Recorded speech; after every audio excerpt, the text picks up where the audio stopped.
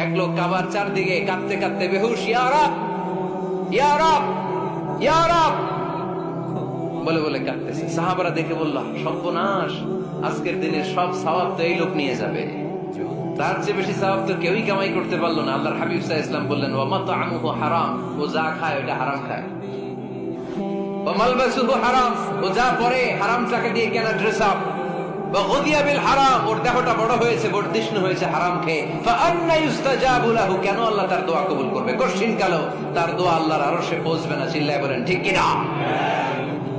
এজন্য দোয়া যদি আল্লাহর কাছে মাকবুল করতে চান, আপনার দোয়া যদি আল্লাহর আরশ পর্যন্ত পৌঁছাতে চান, হালাল খাওয়ার দরকার আছে না নাই? দুই রাস্তা, হালাল চলে গেছে এইদিকে, হারাম গেছে এইদিকে, তো আমরা যাব কোন দিকে?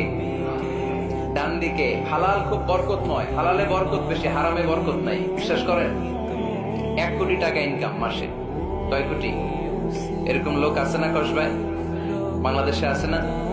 1 কোটি টাকা ইনকাম, কোটি টাকা ইনকাম তার, কিন্তু বছরে কোটি কোটি টাকা তার ইনকাম, 1 মাসে ইনকাম 1 কোটি টাকা, কিন্তু দেখা যায় মাসে একটা হসপিটাল বিল পরিশোধ করতে তার চলে যায় 50 লাখ টাকা। আছে না নাই?